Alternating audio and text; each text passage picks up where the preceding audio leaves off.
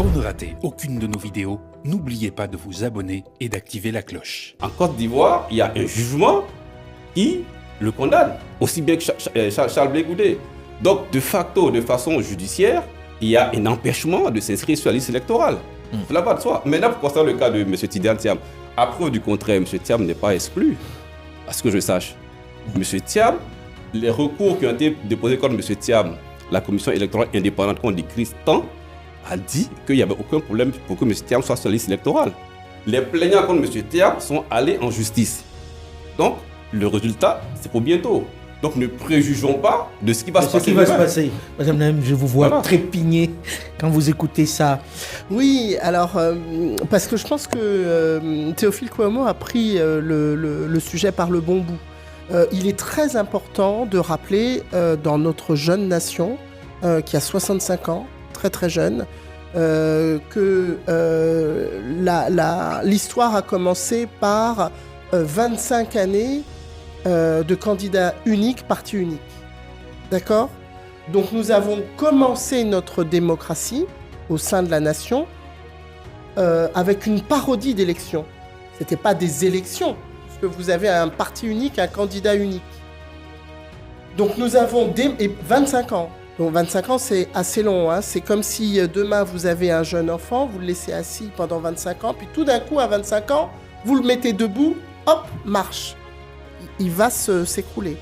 Donc nous sommes partis de façon très handicapante pour le sujet des élections. Nous n'avons pas appris à respecter le corps électoral. Nous n'avons pas appris à respecter nos citoyens. Parce qu'en réalité, quand vous faites des élections avec un parti unique, candidat unique, vous n'avez pas envie d'avoir l'avis de vos citoyens. Puisque vous êtes le seul candidat, vous serez élu, donc l'élection est totalement fictive. Et nous sommes toujours dans cette problématique. Vous voulez dire qu'on a toujours l'esprit Nous sommes toujours dans unique. cette incapacité à donner la parole au peuple. Dans les élections, vous l'avez dit, vous avez dit, dans tous les pays du monde, il y a des tensions en année électorale. Pas du tout. Pas du tout. L'année électorale, c'est normalement un moment de débat vif, un moment d'engagement citoyen, un moment où effectivement ça peut être plus ou moins agité selon la nature des débats et des partis en présence, mais c'est un moment normalement d'extrême engagement du débat citoyen, du débat public. On n'y est pas en Côte d'Ivoire. On n'y est pas du tout parce qu'on ne veut pas donner la parole aux citoyens. C'est là le fond du sujet.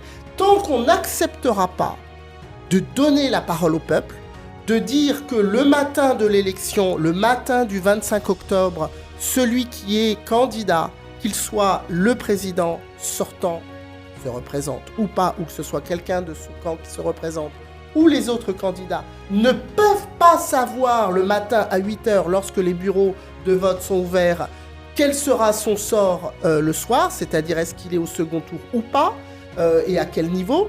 Tant qu'on ne sera pas dans cette configuration, on ne pourra pas parler d'élection. Moi, c'est ce que j'observe. Et c'est ce que nous observons depuis un certain nombre d'années. Voilà pourquoi nous sommes dans une situation où la commission électorale indépendante ne l'est pas indépendante. La liste électorale, c'est une tragédie. Alors pour vous comme aujourd'hui, je ne vais pas être trop long, mais comme disait Monsieur C.A., une liste électorale, enfin, quand même. C'est la liste des électeurs, c'est la liste, normalement, une liste électorale, ça doit sortir, être abondé en premier lieu par l'état civil, et tous les ans, on y rajoute les nouveaux majeurs. Voilà, c'est simple, c'est pas... Et Monsieur Ouattara, le président de la République de Côte d'Ivoire, a eu maintenant 15 ans, 15 années, pour remettre sur pied l'état civil qui avait été détruit par la rébellion, et pour remettre d'un point... Pourquoi c'est pas fait aujourd'hui? Parce qu'on ne veut pas donner la parole au peuple. On ne veut pas donner la parole au peuple. Je regrette, monsieur, je regrette fondamentalement M. Foucault. Je ne peux pas laisser notre sœur de PPACI tenir ce genre de discours. Parce que quand elle parle de savoir qui va être élu à la fin, au soir des élections, peut-être qu'elle fait référence à 2010. Sinon, quand on a une liste électorale, je reviens là-dessus, qui a été mise en place dans des conditions, je dis bien, je dis pas particulières. Il y a eu des audiences foraines. Il y a eu l'établissement de jugements supplétifs pour tous les Ivoiriens qui n'avaient pas de pièces.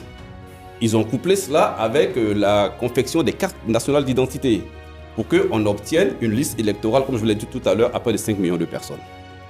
Au-delà de cela, chaque année, où on va être très factuel, au moins on va dire chaque élection présidentielle, il y a une révision de la liste électorale qui est faite. Mais ce que nous avons constaté, c'est que quand on fait appel à ces personnes-là pour venir s'inscrire sur la liste électorale, le FPI d'alors, qui est actuellement le PPACI, ne convoquait pas ces militants à aller s'inscrire. Ils boycottaient systématiquement l'inscription sur la liste électorale. Mais après, si pendant près de 15 ans ou 20 ans, vous avez boycotté l'élément principal qui vous permet de donner la parole au peuple, comme elle le dit, vous ne le faites pas. Vous restez chez vous. Vous boycottez, vous cassez les urnes, vous cassez le matériel dictatiel qui doit permettre l'inscription sur la liste électorale. Mais comment vous voulez, in fine, après dire qu'on ne donne pas la parole au peuple? Monsieur Laurent Gbagbo n'est pas le peuple. Le peuple, j'arrive, je ne vais pas être trompé. Rapidement, parce qu'on ne peut pas vous donner la parole sur toute la longueur. Donc, monsieur Laurent Gbagbo n'est pas le peuple. Le peuple, c'est quand on dit qu'il y a une révision électorale, tout le monde vient, tout le monde s'inscrit. Et aujourd'hui, en Côte d'Ivoire, il y a beaucoup de plateaux télé où l'opposition peut s'exprimer. Et vous êtes auto-exclu de ces plateaux télé pour que vous puissiez parler. Donc, vous ne venez pas accuser le RHDP de quoi que ce soit. Je suis désolé. Monsieur Seya. Moi, je voudrais réagir un peu quand même parce qu'il faut essayer de, comme l'a bien évoqué M. Kouamo, il a fait l'historique de toutes les crises que nous avons traversées. À chaque contexte et à chaque décennie, il y a des raisons qui expliquent notre difficulté à organiser un jeu démocratique transparent. Dans les années 70, on peut dire que c'était des raisons qui étaient beaucoup plus extérieures aux pays externes, qui étaient liées au contexte géopolitique de la guerre froide, où toutes les puissances occidentales ou soviétiques avaient tendance à vouloir soutenir des régimes pour ne pas que l'idéologie de l'autre camp vienne empiéter sur leur territoire.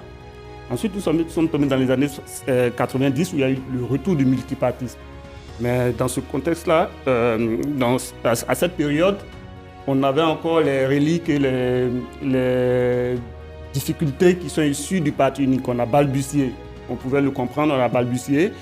Il y a eu aussi l'introduction, l'instrumentalisation du sujet identitaire. On a passé tout ça. Dans les années 2000, normalement, tous les régimes issus des partis uniques ont été quand même, ils ont changé, ils ont été renversés. Donc rien ne justifiait que la Côte d'Ivoire... Au Cameroun, pas en Afrique centrale. Oui, au Cameroun. Vous oubliez l'Afrique centrale. Le Cameroun est quand même le premier à avoir une alternance. Une alternance administrative. Donc, on tombe dans les années 2000 ou aujourd'hui.